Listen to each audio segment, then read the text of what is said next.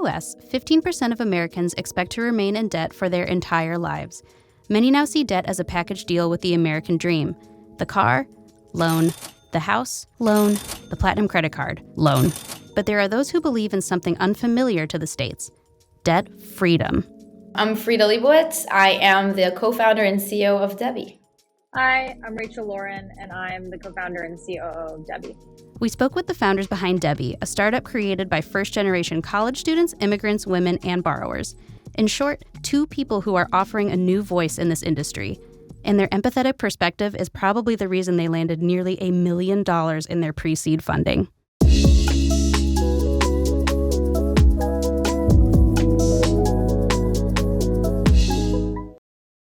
What is Debbie and the story behind its creation? As all good founding stories go, this one came directly from personal struggle. I ended up racking up $15,000 in credit card debt by the time I was 20 years old, an average interest rate of like 25%. And I was really just drowning in interest at that point. I was a student working a part-time job of making maybe $25K to $30K a year and paying $4,000 in interest and falling pretty deep into the American debt cycle that actually affects about 40% of American families. The reason why I call this American is because I think in the US, there's actually a lot more access to credit than in most other places in the world.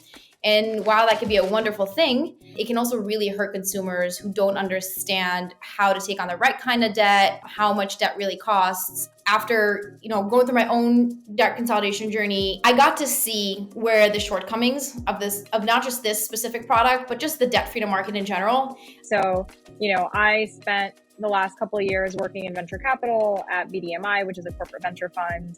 And when we looked at the debt payoff market specifically, we tried to understand, why is this a problem that hasn't been solved yet? What are the different approaches that people have taken to try to solve it? And that's when we realized we needed to take an entirely different approach to the problem that was more sort of incentives focused, more rewards focused. And so that's when we decided to build the rewards platform for debt payoff. We look to the weight loss industry as a really good example of a place where people, maybe have high motivation, but then they'll rebound, after trying a bajillion diets. The same thing happens in the debt payoff and sort of financial wellness space. People will have that high, hit of motivation. They'll maybe kind of go on what we call a financial diet. They'll cut their spending, but it's not sustainable. And they'll sort of bounce back into debt. And so we want to take a new approach. We think they've done an amazing job in the weight loss space to actually enact, long-term sustainable behavioral change. We want to do the same thing for debt payoff. What sets Debbie apart from your competitors? If you look today at the space, the only rewards that exist in the debt world are credit card rewards, and those reward you for spending more. There are very few companies that are creating real, tangible, immediate rewards that are directly tied to an action that you do for positive behavior. There's things over time, like I said, there's companies you'll feel good because your credit score will improve. You'll eventually get a higher credit line, but it's very different. When you miss a payment, you immediately see the late fee. The late fee is tied to the missed payment, right? It's very clear. This X leads to Y. You don't even know what affects your credit score. You don't even know why the bank decides to give you a higher, credit line. And with us, we want to make that same very clear connection. Their task is this, reward is this, in a very, very distinct way. And I think that really sets us apart from the rest of the debt space. In the past couple of decades, consumer debt has skyrocketed in the U.S., including student loan debt, auto loans, mortgages, and personal loans.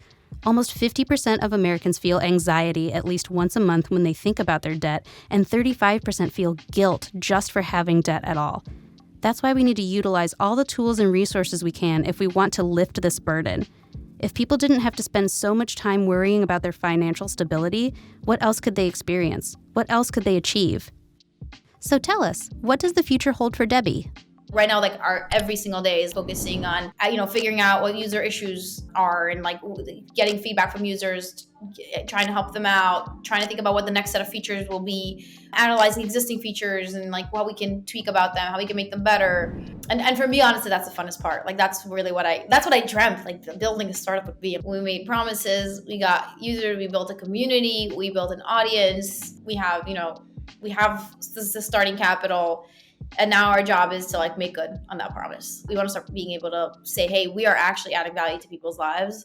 How do you feel about having a team all over the world? It's been really cool to kind of have like this very spread out team. But I actually think we started off as an all remote company to begin with. So that's how we built our identity. So our third co-founder, Maxime, is in Austin. He did the other classic move. He moved from SF. And then we have Matt. He's in LA. And then we have, our engineering team is in Argentina. Our designer is somewhere else in Florida. And our awesome intern is actually in Charleston.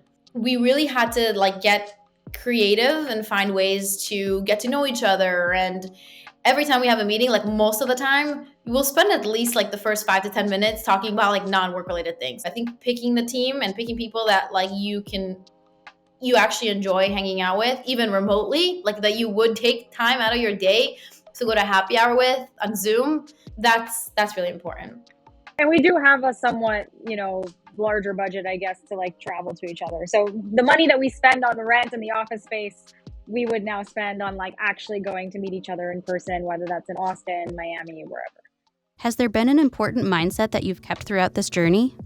I mean, we talk about this all the time, that like it's important to have a vision for the business, but at the same time, like I think we're married to the problem, not necessarily the solution, right? Like we have ideas of what the solution might be, but as we continue along in the business, if we see that something we've tried isn't working, then we try something else, right? Like whether that's a change in the business model, a change in the product itself. I think it's important to be open to different solutions within a certain kind of bracket in order to get to that right one, if you really do care about the problem.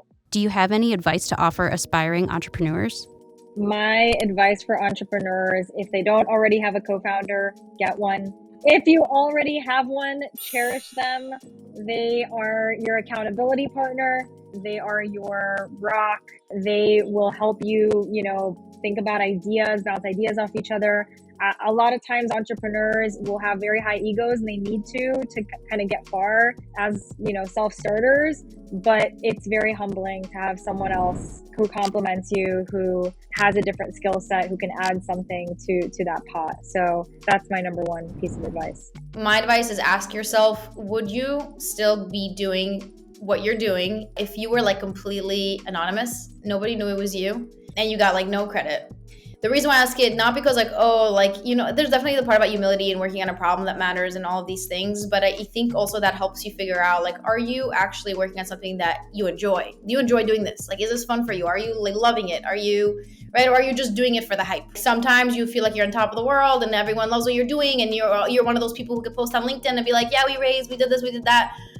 But a lot of the time it's not. Nobody really knows like how much you really are doing and what you're really doing. And I think that's just for me like been one of the most important things to think about.